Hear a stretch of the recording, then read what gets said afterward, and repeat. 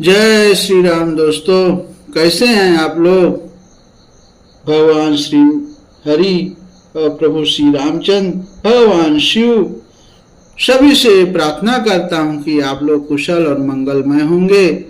और हमारी रामचरितमानस की कथा बहुत सुंदर चल रही है। माता पार्वती भगवान शिव का ब्याह चल रहा है। अब आज हम श्री रामचरितमानस बाल कांड की कथा दोहा नंबर 102 के आगे की कथा सुनाएंगे।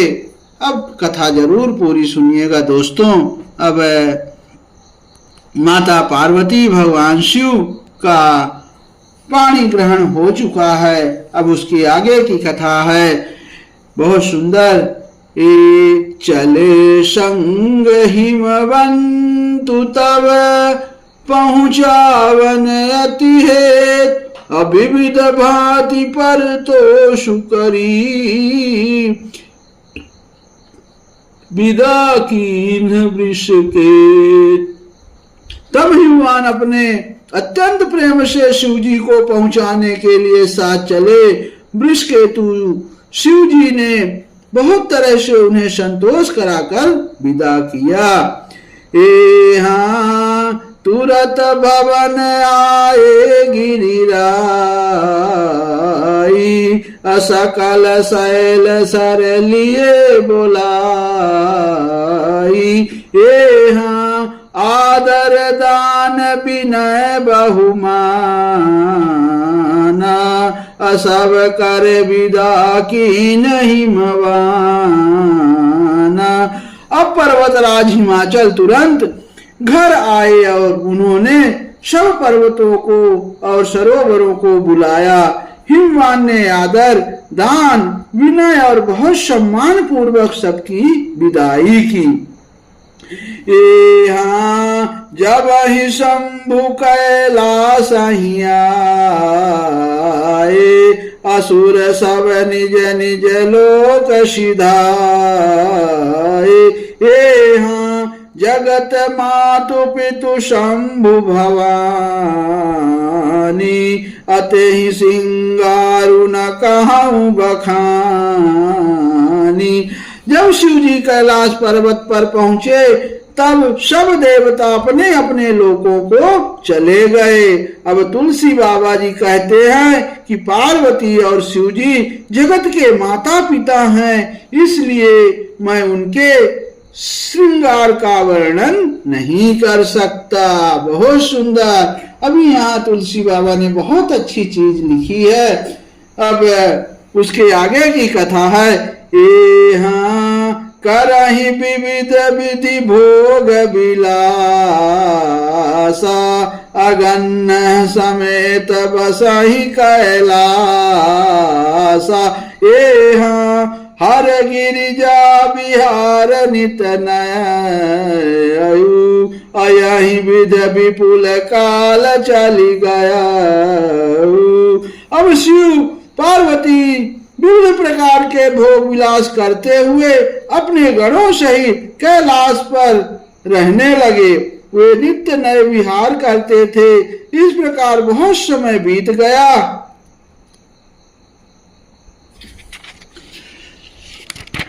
अब हाँ तब जन्म उखट बदन कुमारा,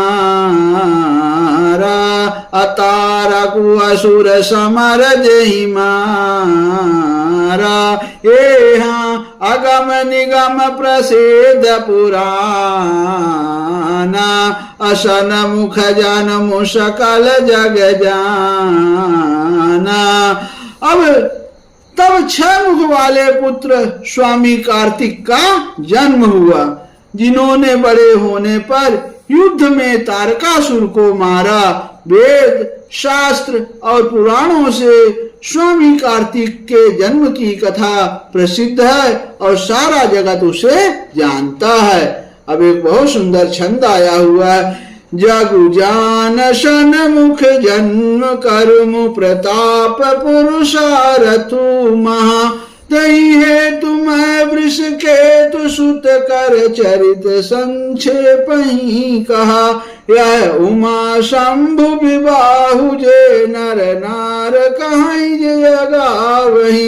कल्याण काज विवाह मंगल सर्वदा सुख पावही। अब कहते हैं खड़ानंद यानी स्वामी कार्तिक के जन्म कर्म प्रताप और महान पुरुषार्थ को सारा जगत जानता है, इसलिए मैंने विश्वकेतु यानी शिव जी के पुत्र का चरित्र संक्षेप से ही कहा है। शिव पार्वती के विवाह की इस कथा को जो स्त्री पुरुष कहेंगे और गाएंगे वे कल्याण के कार्यों और विवाह आदि मंगलों में सदा सुख पाएंगे।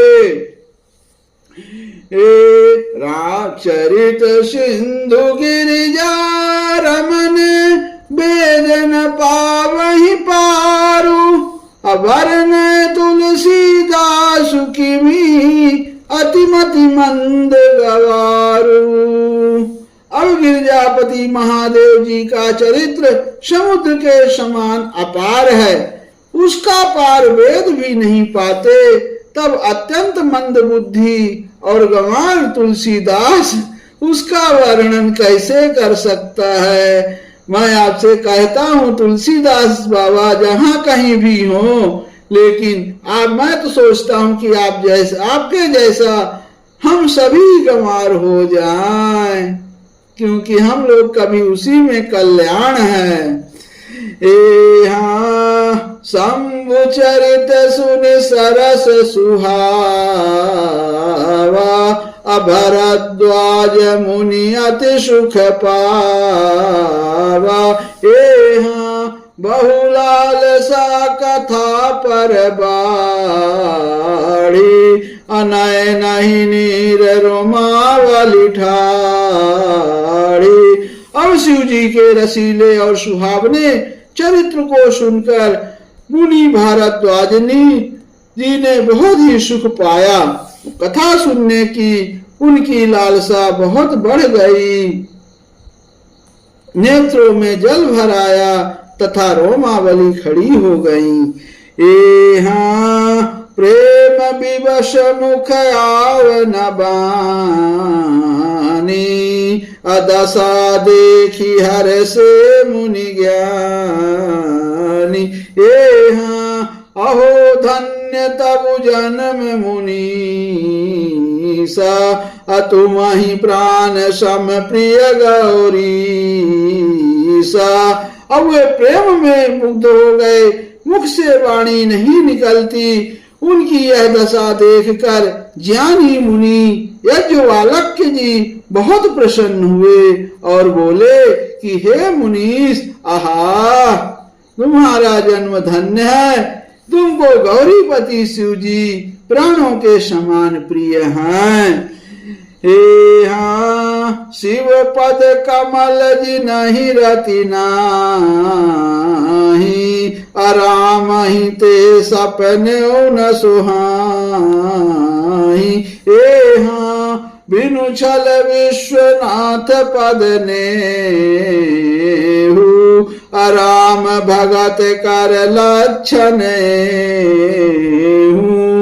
अब शिव जी के चरण कमलों में जिनकी प्रीति नहीं है वे श्री रामचंद्र जी को स्वप्न में भी अच्छे नहीं लगे थे।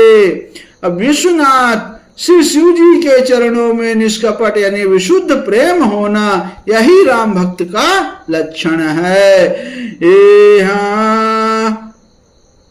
शिव समको रघुपति व्रत धारी। अभिनु अगत जी सती असनारी। पनु करी रघुपति भगत दिखाई। अको शिव सम राम ही प्रिय भाई। अब शिव जी के समान रघुनाथ जी की भक्ति का व्रत धारण करने वाला कौन है, जिन्होंने बिना ही पाप के सती जैसी स्त्री को त्याग दिया और प्रतिज्ञा करके श्री रघुनाथ जी की भक्ति को दिखा दिया। हे भाई, श्री रामचंद्र जी को शिव जी के समान और कौन प्यारा है। बहुत सही बात है। ए प्रथम ही मैं कही शिव चरित, बूझा मरम तुम्हार, असुचि सेवक तुम राम के, रहित समस्त विकार। अब मैंने पहले ही शिव जी का चरित्र कहकर तुम्हारा भेद समझा लिया। तुम श्री रामचंद्र जी के पवित्र सेवक हो और समस्त दोषों से रहित हो। हाँ, मैं जाना तुम्हारा गुणशीला, कहूँ सुनाहूँ अब रघुपति लीला। हाँ, सुनो मुनि आज समागम तोरे, कहीं न जाई जस सुख मन मोरे। अब मैंने तुम्हारा गुण और शील जान लिया। अब मैं श्री रघुनाथ जी की लीला कहता हूँ, सुनो। हे मुनि सुनो, आज तुम्हारे मिलने से मेरे मन में जो आनंद हुआ वह कहा नहीं जा सकता। हाँ, रामचरित अति अमित मुनीसा, अकाहि न सकाहि सत कोट अहिसा। हाँ, तथापि यथा सुत कहूँ बखानी, असुमिर गिरापति प्रभु धनु पानी। अब हे मुनीश्वर, रामचरित अत्यंत अपार है। 100 करोड़ शेष जी भी उसे नहीं कह सकते। तथापि जैसा मैंने सुना है वैसा वाणी के समय प्रेरक और हाथ में धनुष लिए हुए प्रभु श्री रामचंद्र जी का स्मरण करके कहता हूँ। शारद दारुनारी सम स्वामी, राम सूत्र धर अंतर जामी।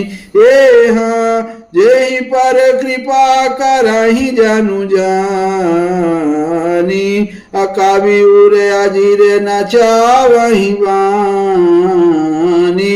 अब सरस्वती जी कठपुतली के समान हैं और अंतर्यामी स्वामी श्री रामचंद्र जी सूत पकड़कर कठपुतली को नचाने वाले सूत्रधार है। अपना भक्त जानकर जिस कवि पर वे कृपा करते हैं उसके हृदय रूपी आंगन में सरस्वती को वे नचाया करते हैं। प्रणवं सोई कृपाल रघुनाथा, अबरनौ विशदता सगुण गाथा। परम रम्य गिरिबरु कैलासु, सदा जहाँ शिव उमा निवासु। अब उन्हीं कृपाल श्री रघुनाथ जी को मैं प्रणाम करता हूँ और उन्हीं के निर्मल गुणों की कथा कहता हूँ। कथा बहुत सुंदर दोस्तों, आप पूरी कथा सुनिए और आनंद लीजिए। अब कैलाश पर्वतों में श्रेष्ठ और बहुत ही रमणीय है, जहाँ शिव पार्वती जी सदा निवास करते हैं।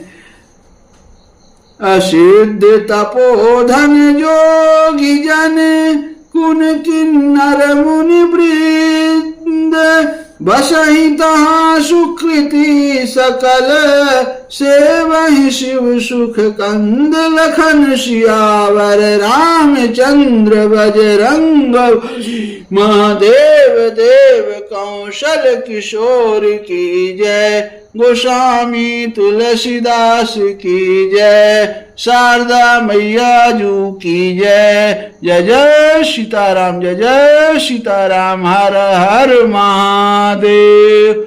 जय शिव शंकर शंभु।